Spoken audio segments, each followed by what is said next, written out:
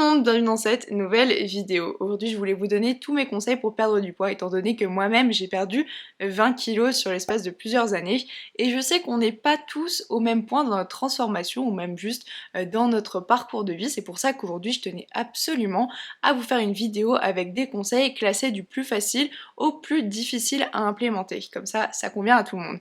Donc on va parler de choses faciles, modérées, techniques et enfin difficiles à faire pour perdre du poids. Comme ça, il y en a pour tous les goûts et vous-même vous pourrez un peu choisir ce que vous prenez et ce que vous laissez. Donc si ça vous plaît, si vous avez envie de me soutenir, je vous invite à liker, à vous abonner, ça m'aiderait vraiment énormément. Donc on va se lancer de suite avec ce qu'il y a de plus facile à implémenter. D'ailleurs si vous avez d'autres petits conseils, n'hésitez pas à nous les dire en commentaire, ça aidera sûrement quelqu'un. Mais pour commencer, quelque chose qui demande aucun effort, c'est de boire de l'eau, boire beaucoup d'eau. Alors l'eau déjà c'est clairement la vie. Dans 20-30 ans, il n'y en aura plus. Donc très important de bien s'hydrater, mais en plus de ça, ça va apporter quand même cet effet de satiété. Donc c'est simple, c'est sain, et en plus de ça, ça retire un peu la faim. Surtout, je sais qu'il y a beaucoup de personnes, et moi-même c'était mon cas, qui mangeons au-delà de notre faim. Voilà, j'ai du mal à me dire, ok, j'arrête de manger, et j'ai plus faim, mais je continue. Donc l'eau, en tout cas, aide énormément. Ensuite, très simple à implémenter, c'est d'arrêter tout ce qui est soda, jus. Vraiment, ça a un indice glycémique souvent très très haut, donc c'est-à-dire ça va augmenter votre taux de sucre dans votre sang, c'est vraiment pas ouf. Même souvent les jus d'orange que vous pouvez trouver en grande distribution, c'est vraiment hyper calorique, c'est vraiment pas nutritif non plus, il n'y a rien qui ressemble à du fruit dedans. Donc je vous invite à couper ça et vous verrez déjà ce que ça va changer. Mes deux conseils suivants sont un peu liés étant donné que je vous conseille déjà de manger des légumes à chaque repas. Donc les légumes déjà c'est absolument incroyable pour votre santé, hein. Je vous invite vraiment à forcer sur les légumes. Ce ne sera jamais mauvais de manger des légumes, mais en plus de ça, ça a tous ses bénéfices aussi sur la satiété. Donc encore une fois, ça va prendre plus de place et ça va vous donner cette impression d'avoir mangé suffisamment. Et franchement, les légumes, vous pouvez en abuser. Il y a tellement peu de calories dans les légumes que ça, mais à foison. Vraiment, n'hésitez pas. Après, évidemment, prenez tout ce que je vous dis avec nuance. Je vous demande pas de forcer sur les légumes, de manger que de la salade. Évidemment, c'est très important d'avoir une assiette équilibrée. D'ailleurs, j'ai fait une vidéo au sujet des macronutriments si vraiment ça vous tente. Je vais sûrement le mentionner plus tard dans la vidéo parce que c'est pas si facile que ça à implémenter dans son quotidien, hein, clairement. Mais voilà, si jamais j'ai une vidéo à ce sujet. Et donc mon dernier conseil dans cette catégorie donc de choses faciles à implémenter, c'est de manger des aliments qui nutritivement ont moins de calories ou ont moins de graisse. C'est assez simple, par exemple au goûter de ne pas manger une barre de chocolat mais plutôt manger je sais pas, une banane ou une salade de fruits, du yaourt, voilà.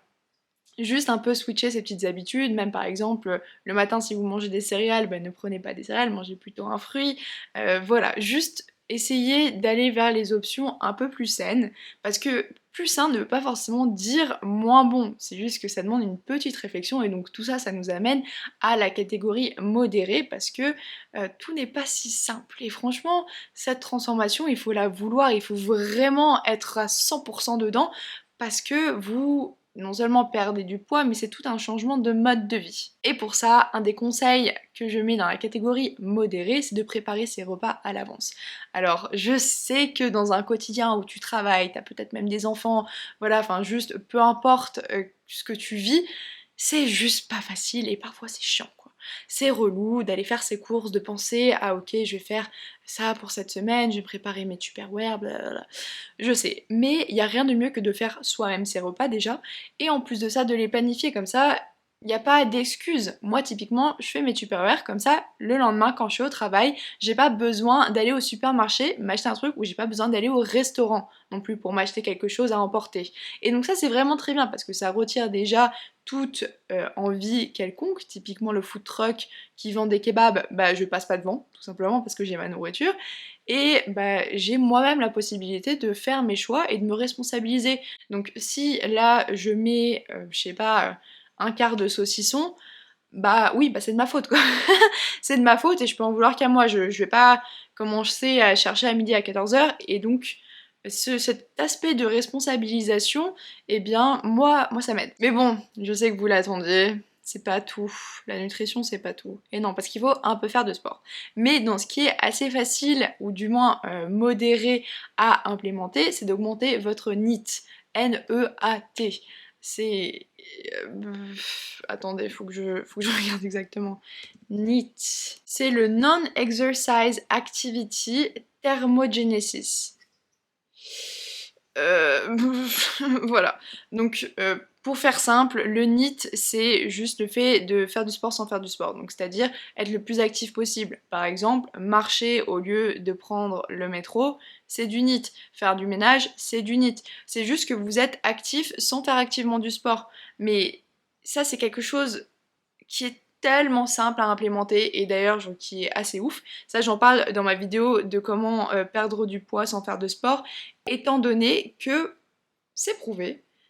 Les sports qui sont à moins haute intensité, comme la marche, les trucs un peu plus longs, eh bien eux ils vont directement taper dans les graisses.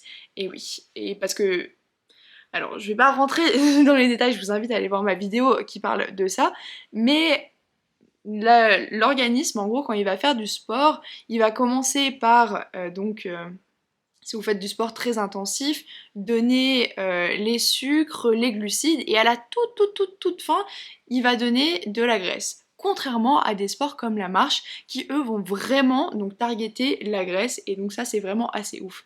Donc je vous invite à marcher un peu plus. Par exemple, si vous allez quelque part à pied, revenez pas en bus, faites des hot girl walk. Moi c'est ce que je fais.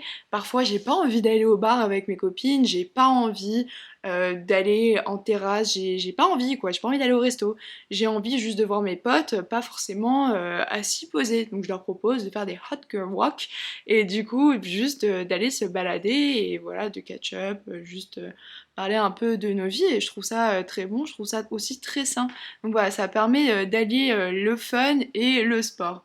Donc voilà, juste essayer de faire des petits trucs qui vont un peu débloquer votre activité. Par exemple, je sais que ma gourde, bah, elle est pas si grande que ça, et moi je suis une personne, j'ai très soif. Je sais pas pourquoi, j'ai vraiment très soif tout le temps, vraiment, tenez, faut que je boive, hein. Et en fait, elle se vide tellement rapidement que je me retrouve vraiment toutes les 30 minutes à aller la remplir.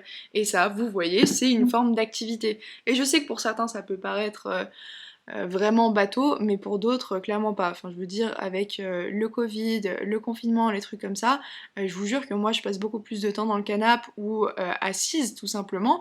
Et voilà, c'est des petites choses comme ça qui font que, bah ouais, je suis plus active. Enfin, dans ce qui est modéré, je vous invite aussi à pratiquer le HIIT. Donc ça va un peu à l'encontre de ce que je vous ai dit juste avant au niveau des exercices à faible intensité qui brûlent plus de calories, mais quand même implémenter cet exercice, donc le HIIT c'est H-I-I-T, High Interval, non, High Intensive Interval Training, donc ça va être des entraînements faits en intervalle, donc en gros vous allez par exemple faire du sport hyper intense pendant 1 minute, et après vous allez vous reposer pendant 1 minute, ainsi de suite.